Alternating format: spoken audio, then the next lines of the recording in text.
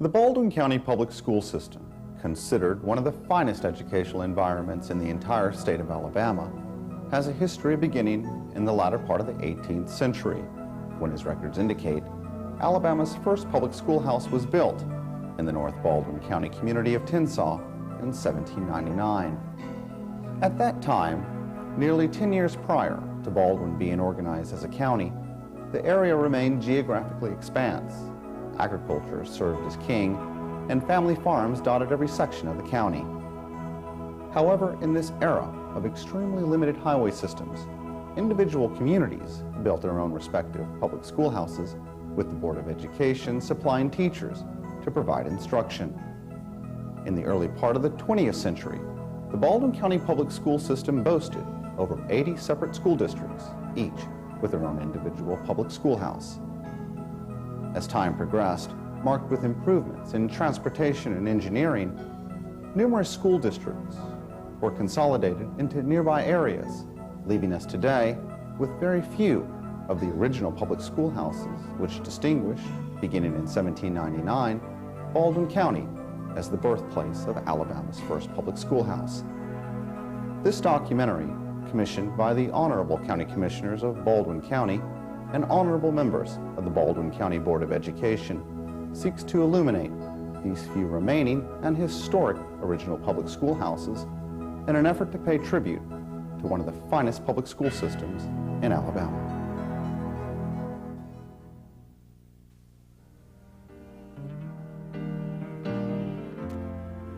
The old Robertsdale High School, presently the location of today's existing Robertsdale Elementary School, served the area's high school age youth from 1928 until the early 1990s. This edifice, simple and classic in design, remains one of the few surviving examples of former and historic schoolhouses styled along those early 20th century architectural standards set by the State Board of Education.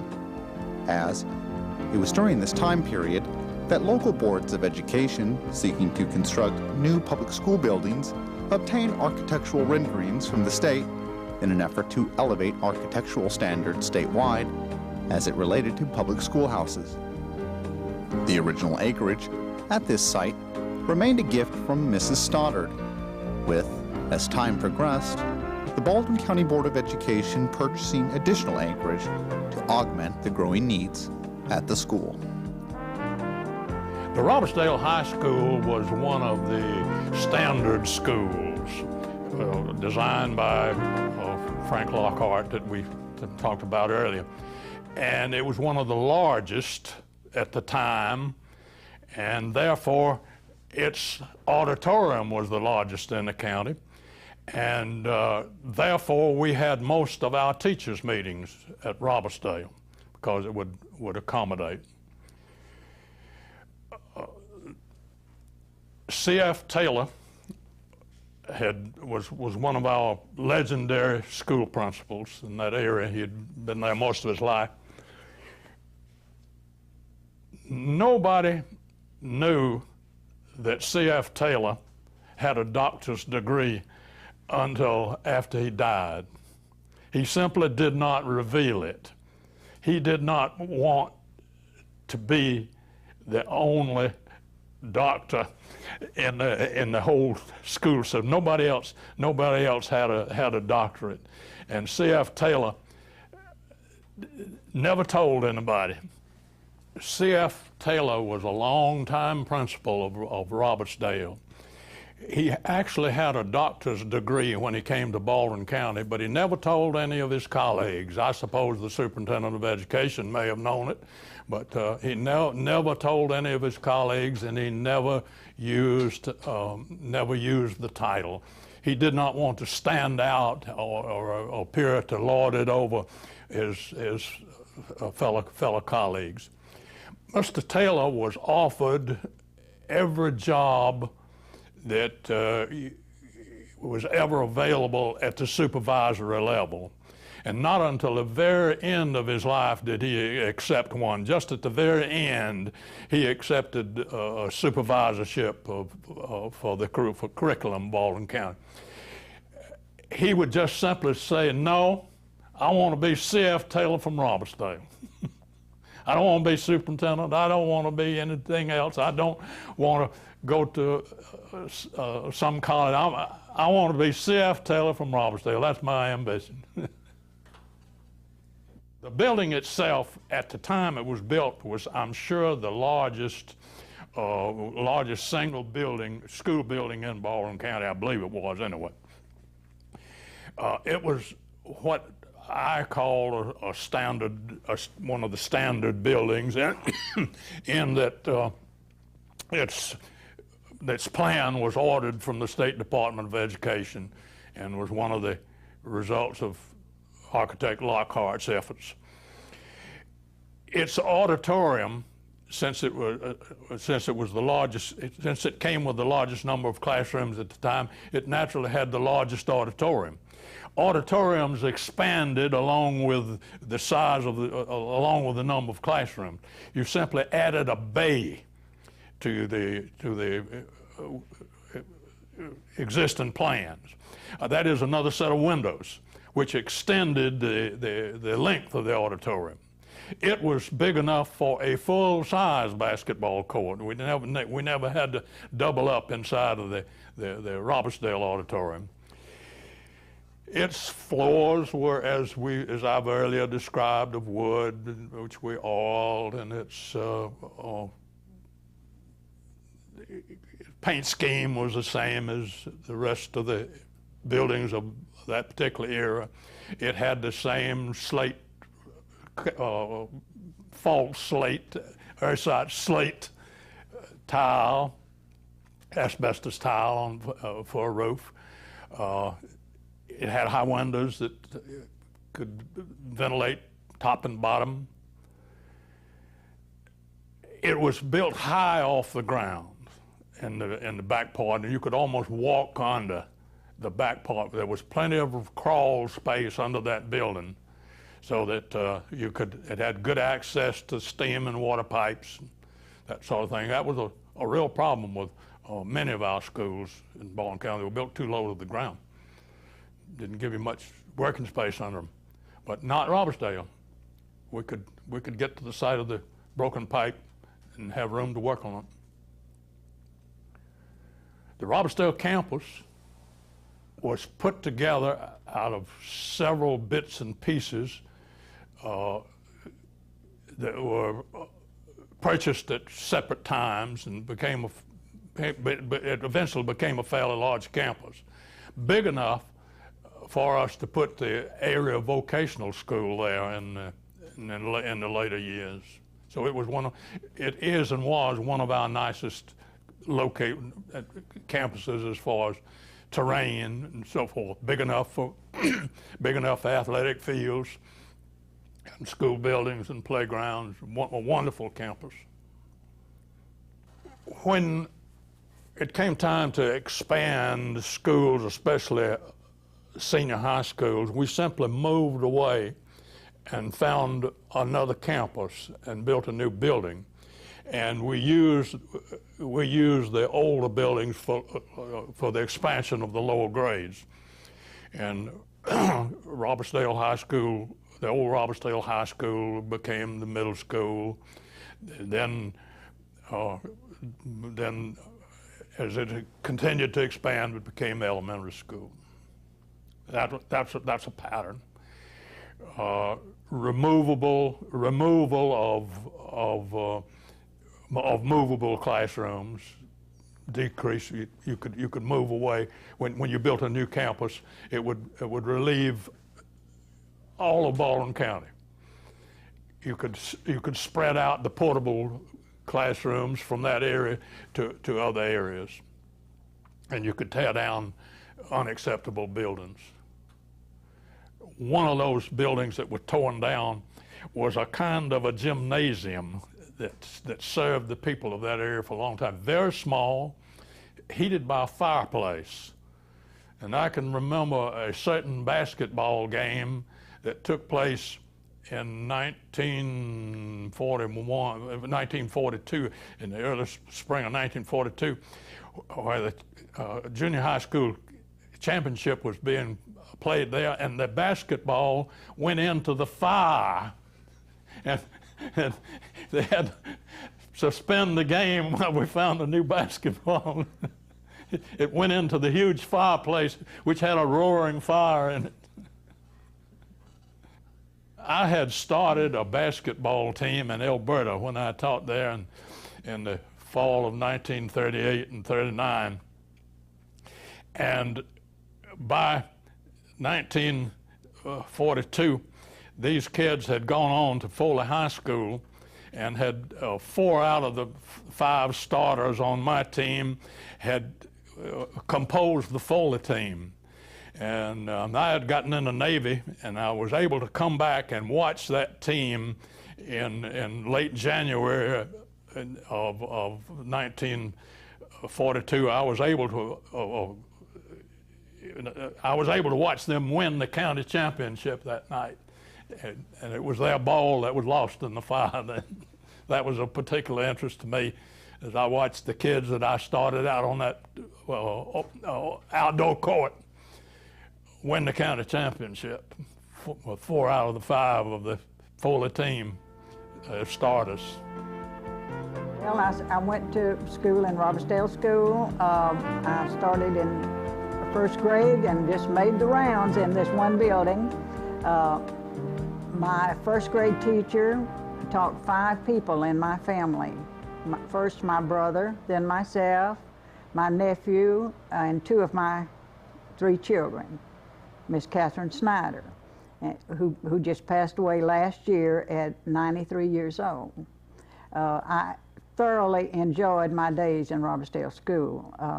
I don't know how well the teachers enjoyed me at times because, you know, we did little foolish things that we should not have done, but we did have good teachers. We had a wonderful principal of Mr. Taylor, and it was just some of the best years of my life because I am a native Robertsdalian.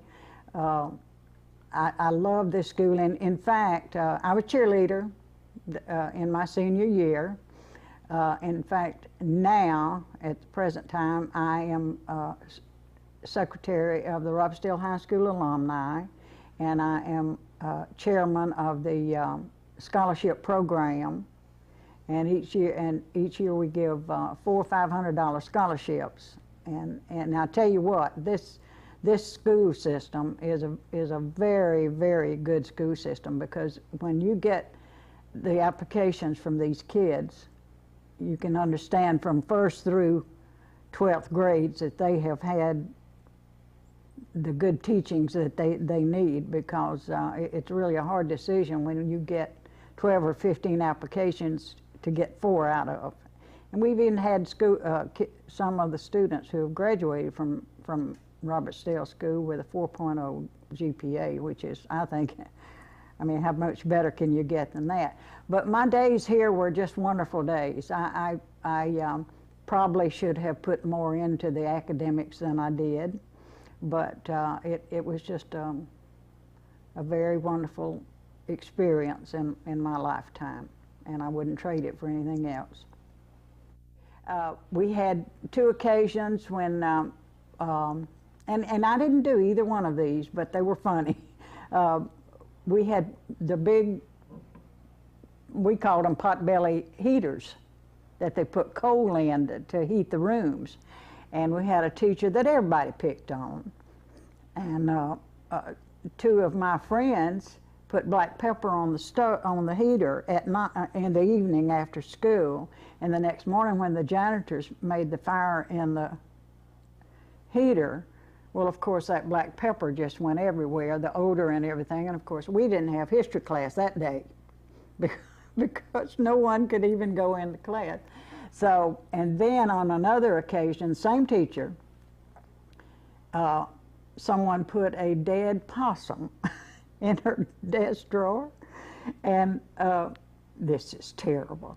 And I blamed this girl, you know, and this guy that did the first act. And this girl was in a coma, lady, she, you know, just a few years ago. And I found out at our 50th class reunion that it was not her. It was one of the students who, she just excelled in everything. And I could not believe that this girl would do something like that. But anyway, the person that I was blaming, not blaming, you know, thought that had done this was in a coma at Fairhope Hospital, and I thought I got to get over there to her and apologize, because I can't have this on my conscience thinking that she had done it all these years, because at our, like I said, at our 50th class reunion, this other girl owned up to it. So I did go in the intensive care and apologize to her. I don't know if she heard me or not, but I did let her know that I was very sorry that I had blamed her. But those two things kind of happened. But that was the mean things that was going on in the schools, and if you would want to call it mean, you know, but just mischievous things. We had no vandalism. We had nothing like that going on, you know, during our years of school. But like I said, I just wouldn't have. I love Robertsdale. I love Robertsdale School. I had to stay away from here. My husband worked civil service, and we were, when they closed the base in Mobile, we had to go to San Antonio. And we lived out there 30 years, and then we came back home, and it was just, I never forgot home, because I always felt like I needed to come back. And then I became active in the school again, you know, with the alumni. And I have, my youngest son moved back here, and his oldest son has graduated from Robertsdale School and is at his 3rd year in Alabama. And then I have a grandson who is in his junior year here. And the junior national, we had a daughter killed in a car accident in 1964, and so she and a friend of hers, and so the Junior National Honor Society is called the Willis Knight Junior National Honor Society. That's the name of it, and we were very honored that they would do such a thing as to, you know, name it after those girls. I came to Robertsdale School in 1960, and I had made up my mind to come here back near the summer. I had a girlfriend at Southern Miss, and her family decided that I needed to come on a vacation with them to Gulf Shores. I think they wanted to know me a little bit better. And they did me the big favor, bring me down. I said, I think I like this place. So when we got back to school, when we both graduated, the girl headed to Knoxville, and I said, goodbye, I'm going to Baldwin County. So I came here and started teaching in this school. And I remember the first day I came here, it was in the building they call the senior building, and I went to I had to unlock the door with a key, and I got to the door to unlock it, and kids just mobbed around me, looking up at me and looking at me, and I couldn't get the doggone door unlocked. And I thought, well, man, you think, what a crazy idiot we got here? He can't even open the door, and he's going to be our teacher. But they were checking me out, and I really thoroughly enjoyed this community, and the people associated with the school. They were most kind to me, very tolerant of my mistakes. And I still love everybody in this community. It's like a family.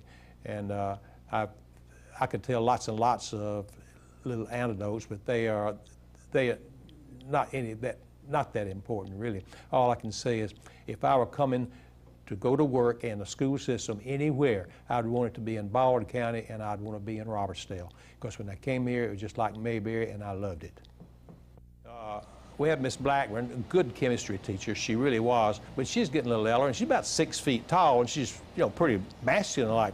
And we had a young man here who liked to get into trouble and liked to say smart things, and I'm not going to tell you his name, but yeah, I can, is Mike Burns, because he wouldn't care, and he's gone. Anyway, I heard some commotion down the hall, and I went down the hall, and Miss Blackburn, the chemistry teacher, had him with the nape of her neck just like this and picked him up with his feet off the floor and put him against the wall and just banged him like that. Don't you ever say that to me. Boom! And he was saying, oh, Mr. Farris, come help me. Mr. Farris, come down here. And I made it like I didn't see it for a while. I love seeing Mike suffer. On the eve of the Great Depression, the Alabama State Board of Education set out on a very ambitious plan to improve school facilities on a statewide level. From at least 1927 to 29, the State Board offered standardized plans to local school boards, which schools ranging from, say, one room to multiple rooms with indoor plumbing and auditoriums could be constructed. The plans were offered to local school districts in a booklet form that described in vast detail the array of public school designs. Design booklets included thorough schematics for school design, including building dimension and site preparation. Contractor responsibilities were enumerated in very precise detail as well. Instructions on construction included details such as how concrete footings should be poured and the proper backfilling necessary after the footings were set. The type of brick used and the way in which it was laid was also spelled out explicitly in the instructions.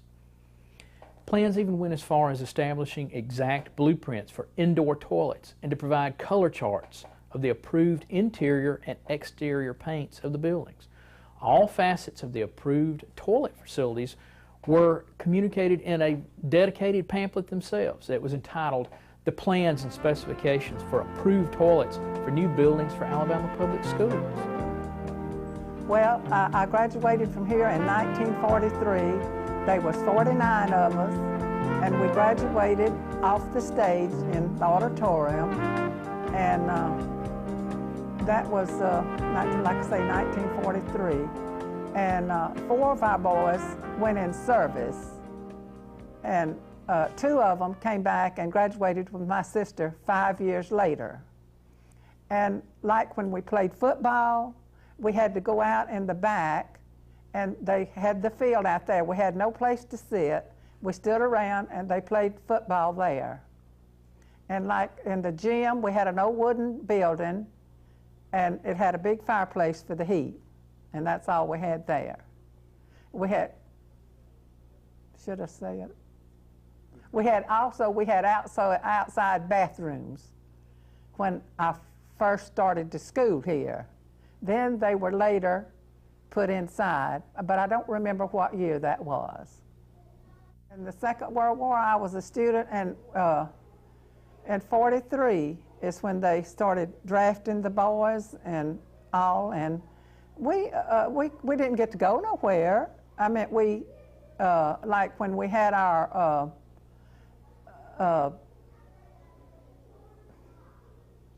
banquet, you know, our senior banquet, we had it in the old gym, and at that time we went to where the city hall is now, and that's where we had our dance. And of course we had no gas, you know, we couldn't travel too much. Of course, didn't many of us have cars at that time. So it was nice, we had a good time. Well, one time I can remember we were having a ball game, and they had a little wire fence around, you know, where we stood, and this one guy went and hooked up a wire to his battery, so when we touched the fence, it would charge and shock us. So we, you know, we just had things like that to happen to us, but he thought it was funny, but we didn't think it was so much fun. Well, I started to work here, I don't remember what year, but I went to work, and they had a snack shop out there, and I took up the money there, and then I went to the cafeteria and I took up the money there, and then I went home. And then several years later, I didn't do the snack shop no more. I took up the money in the cafeteria and counted it, and they had what they called a book room, and I was in charge of all the state books of this school. Had to have cards on it, you know, to identify what student had that. And then later on in years, when Mr. Farris became principal, I was had my own office, and I did all kind of different things, work, you know, like office work in there. Like, well, I like to take care of my teachers, I tell you that. You know, I did that a lot, so that's it. Mr. Farris was a nice guy to work with. He was really a fine fellow to work with, and we all worked together good, I think. I think we all worked together as a group. I really think we had one of the best schools in Baldwin County. First, I'll say that my mother was a teacher in Robertsdale Schools. I started to school here in the 4th grade because my mother had taught in other schools prior to that time, and I went to the school that she was teaching. The 3rd grade I went in Elsinore, where it's still a satellite school of this. It was interesting that the first 2 years I had as my teacher for the 4th grade Miss Busby, and in the 5th grade Miss Snyder. These are and there were 2 Busby ladies and 2 Snyder ladies that were teachers here for many years, and this Miss Lucille Snyder, who was my 5th grade teacher, has passed away just in within the last 12 months. And she had a younger sister that was a grade or so away from the grade I was in. My mother was teaching 6th grade here, and there was a second 6th grade set up as I came to the 6th grade and the teacher was a Miss Dahlberg, so that I didn't have to go to my mother as a student. 7th and 8th grades, I don't have any memories of. In the 9th grade, my mother was going back to the Daphne Normal School to upgrade her degree, and I went to school in Fairhope. I came back here in the 10th grade, played football for the 3 years, did all of the work that involved music and drama and things like that. There wasn't a whole lot of it, but we had a school newspaper that was pretty elementary, but I was a part of that. And I suppose my principal point of outstanding in the senior class was that we marched into graduation in the order of who was the shortest and who was the tallest, and I was the shortest boy, and Alice Hans, with whom I went because she was the prettiest girl in class, she was the shortest girl, so we led the class in. And we did have caps and gowns at that time. But there was no yearbook. As I say, the school paper was very elementary. And generally speaking, this was a time when there were a lot of Middle European people who had moved here and had children about my age. I know in the grammar schools there were boys and girls who could hardly speak English because they spoke Middle European, Hungarian and Bohemian, and some of the blonde people from over in Silver Hill. They were speaking that language too. So that was probably the most memorable part of passing through high school in Robertsdale was the wide variety of people. And this carried over into years that involved my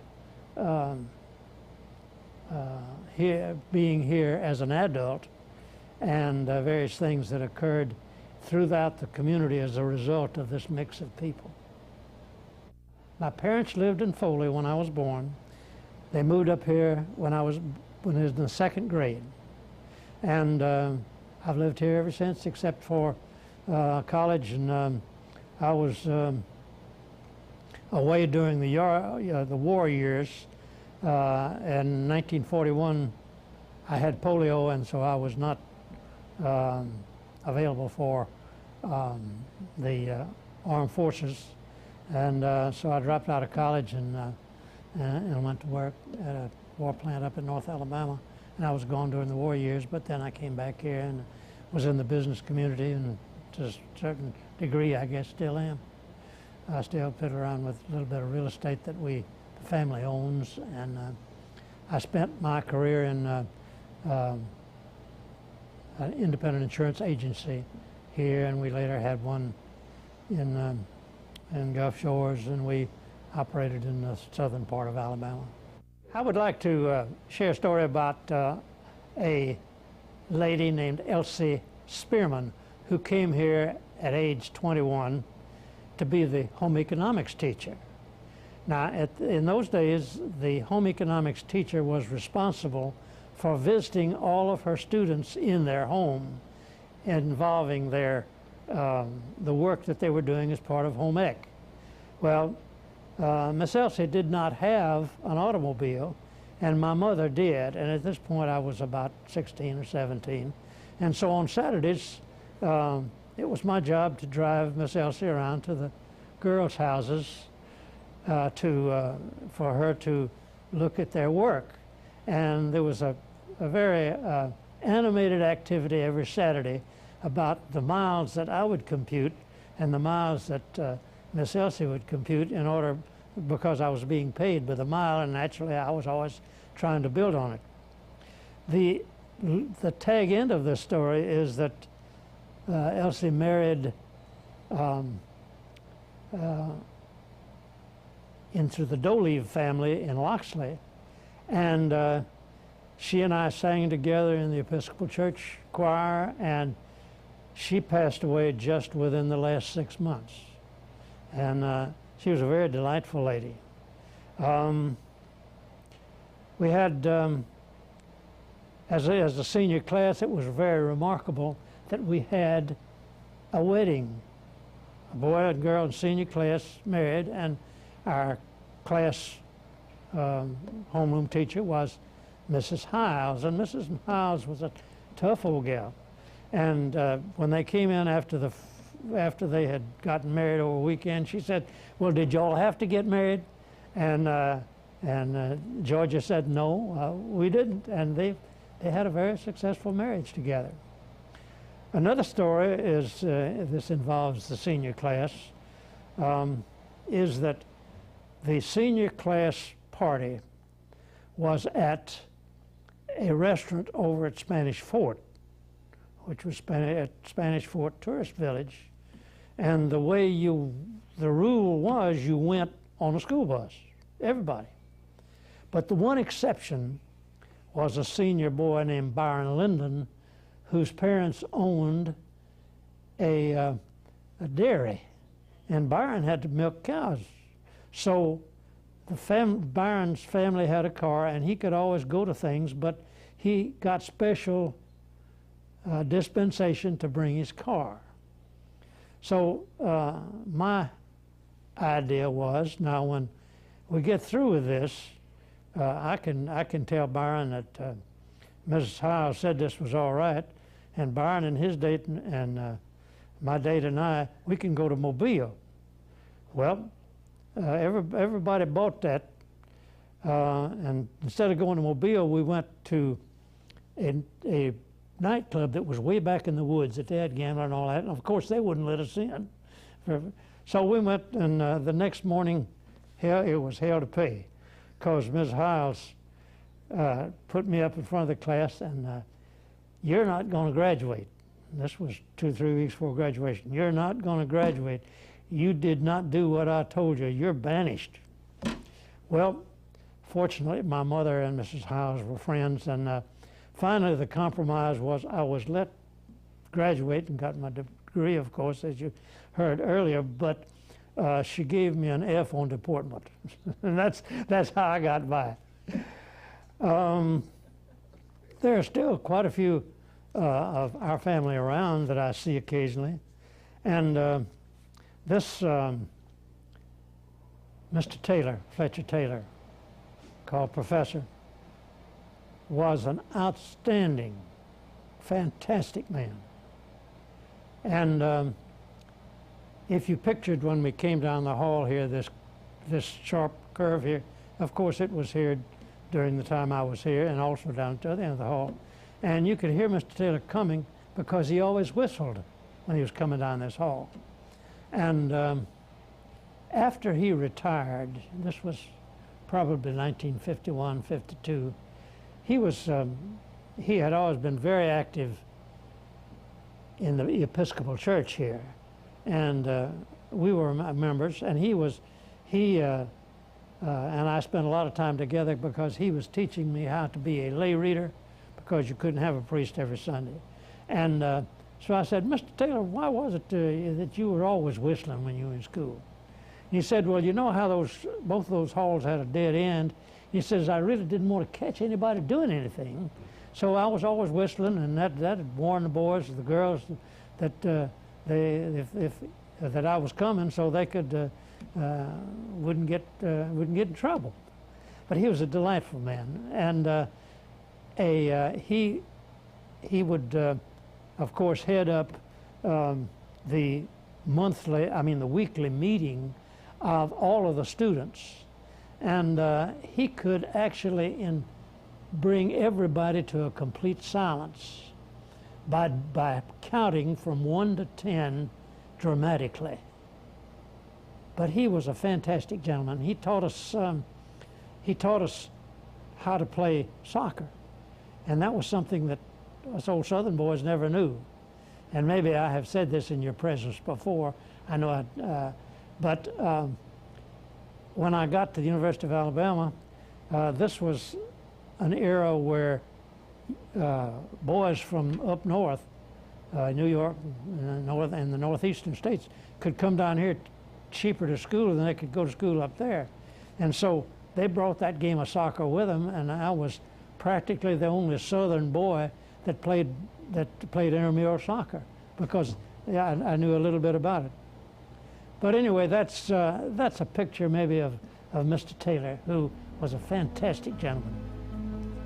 And many of us got a great deal of inspiration from his love and his strength. This begins in the summer of 1935, when Mr. C.F. Taylor, Professor C.F. Taylor, realized that there was no money to buy anything in the way of football uniforms, and there was no credit left because the school owed everybody that sold uniforms. Mr. Taylor was a graduate of Ohio State University, and his brother at that time was at the Ohio State University as athletic director. So Mr. Taylor called his brother and talked to him about could the brother help him some way getting some football uniforms. In a few weeks, the school received by rail several boxes that were full of jerseys and pants and the pads that go in the pants and that type of stuff. They were college uniforms, so they were rather large for those of us who were wearing them. And the unique item was that here in the South, they were all wool. They even buttoned underneath your crotch so that the jerseys would stay in. The jerseys were red, so the home ec girls here dyed the pants red, and those were the uniforms used for the 1935-36 football year.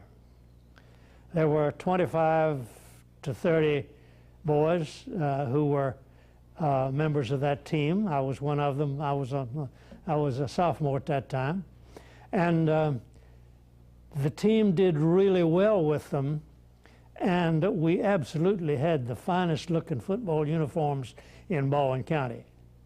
But the next year, the economy had recovered enough to where we got new uniforms that weren't all wool.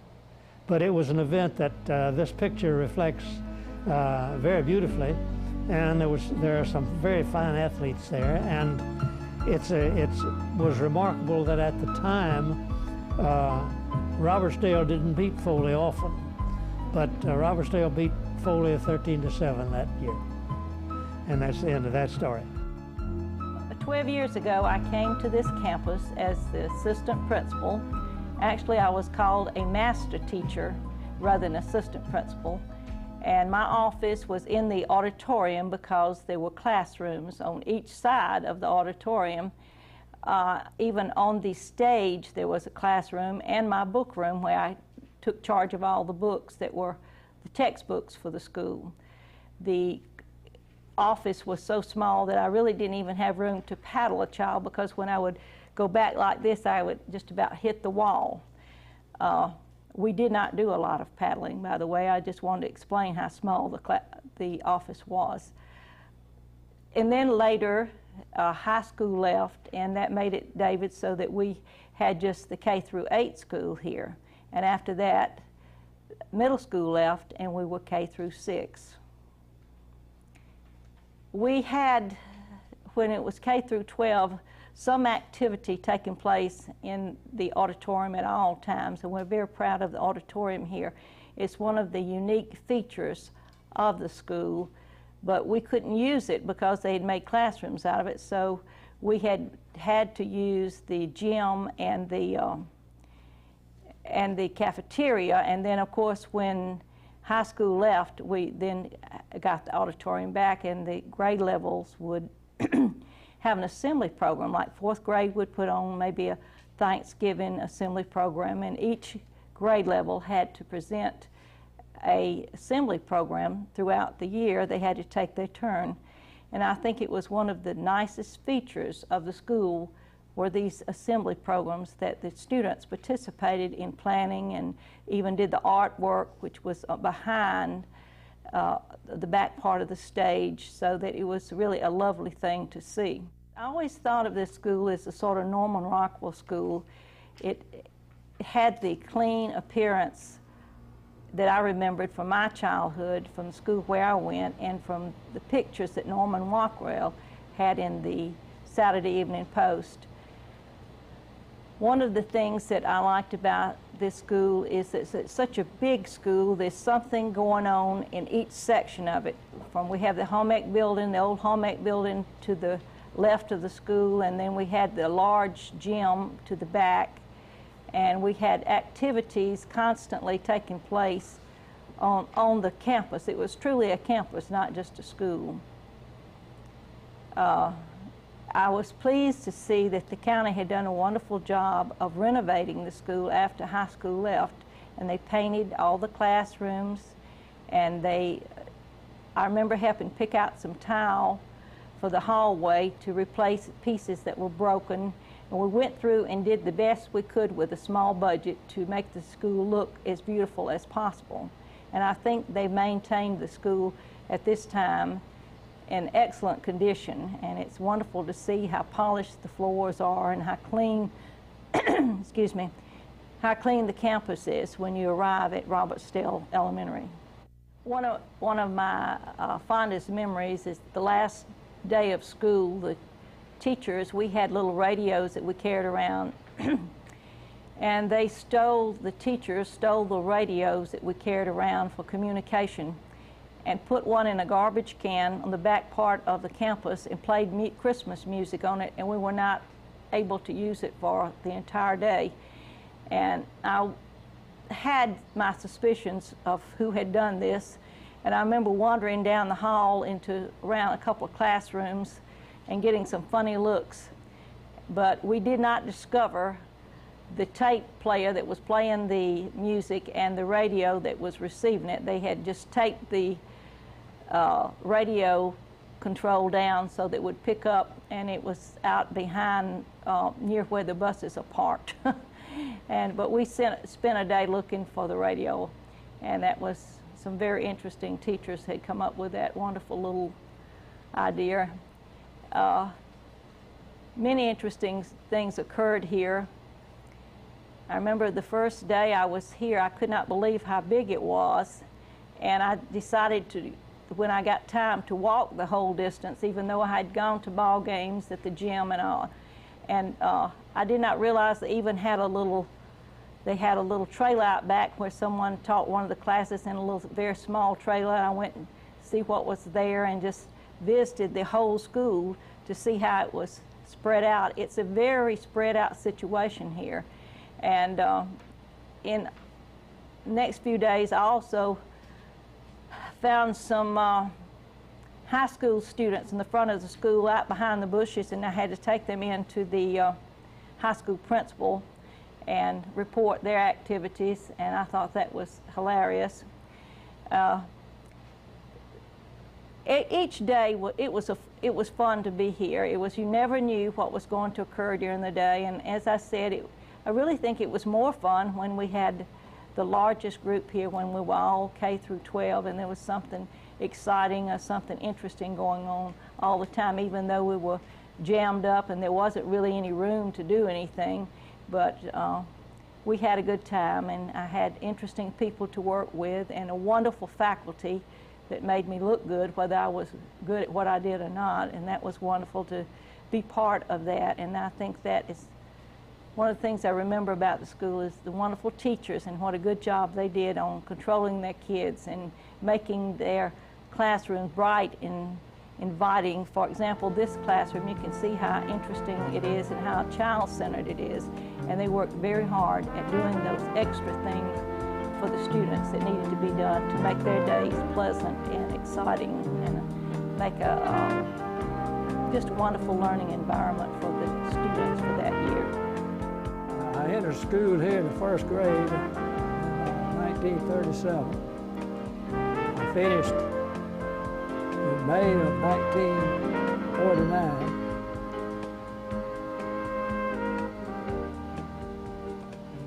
I remember my family, there was 5 of us children, and all of us had the same first grade teacher every 2 years. One of us came through. There was 5 of us. Miss Catherine Snyder.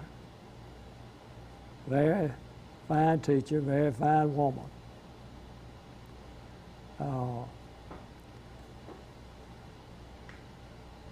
Our lunches back then were, the school did not have anything to do with it, but we had our lunch room in what it's called the family of people named Ball. Had a little building over across the campus over there on the corner, and that's where we had our lunches. Back then, if you forgot your money, or if you lost your money, you just did without lunch. Nowadays, it's a little different. Some people brought their lunches. Some of them brought them in syrup buckets.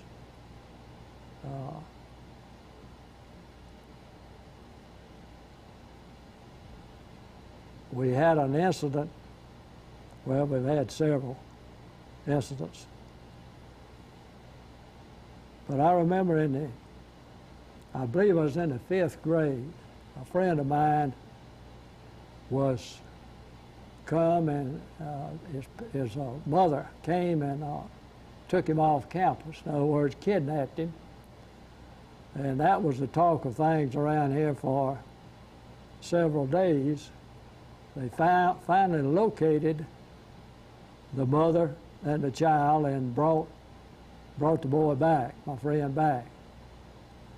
After that, the boy's dad had someone up here with that student every day of every minute. Every time we went out to play, he was with us. That family moved after that year. I don't know where they moved to.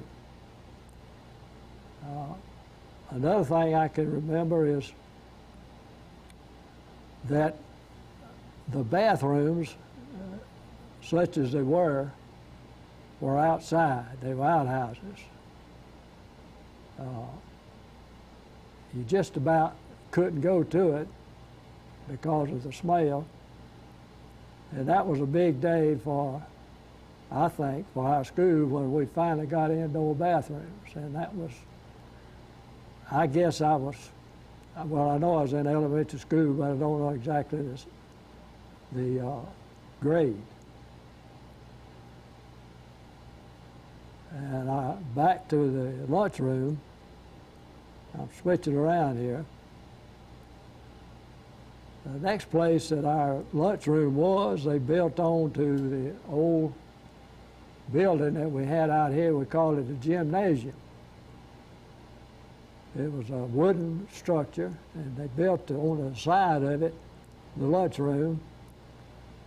And that lunchroom was still there when I finished high school in '49. I'm not real sure when it was put there. Then when I came back from college here, and they had the lunchroom was in another place. It was a brand new brick building on the southeastern side of the old school.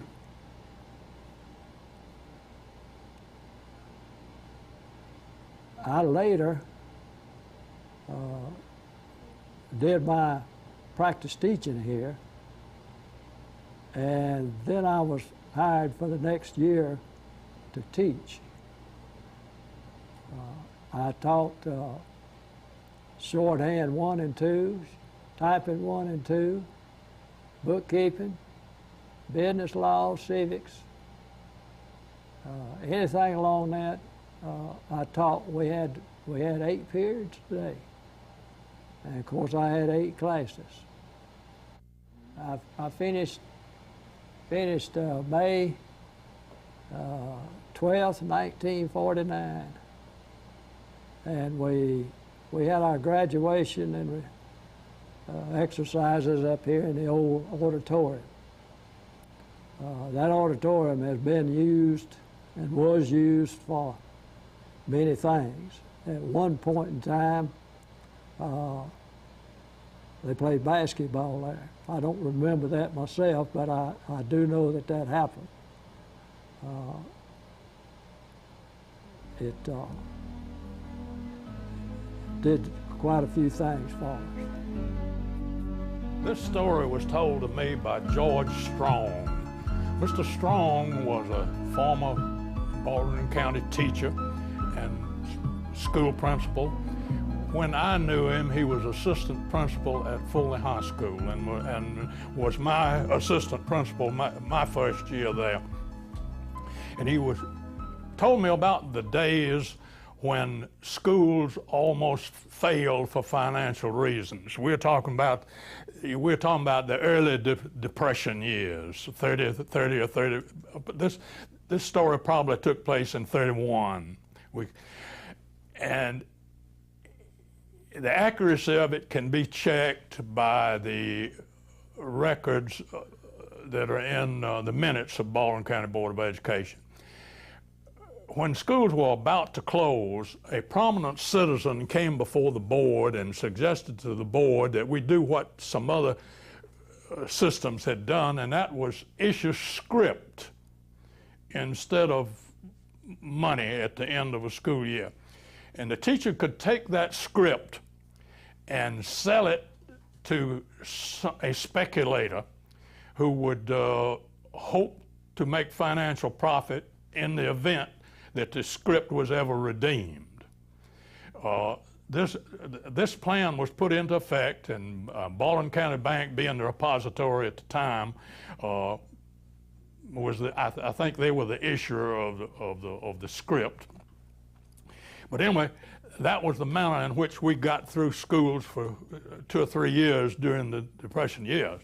And the pattern, the general pattern was that the teacher would take his monthly payment in the form of script, and he would take it to somebody that would gamble.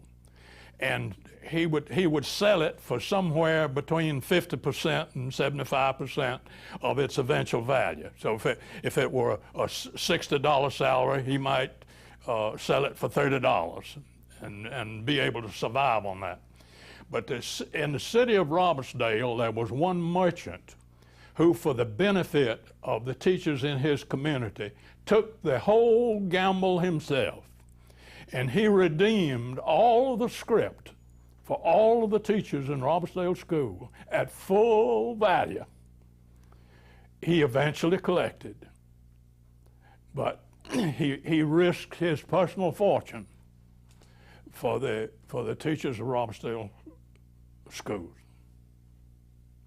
His name was Hammond, and was affectionately known in the community as Pop Hammond. He had a son, Leslie Hammond, whom it was my pleasure to hire during my tenure. He didn't stay with us long. He was a teacher and a coach, and eventually had to take over his family business, and died a very young death, and unfortunately, the health problem. I don't know of any other such service that has ever been performed for teachers of Baldwin County. Pop Hammond's name ought to be remembered in the annals of Baldwin County Board of Education.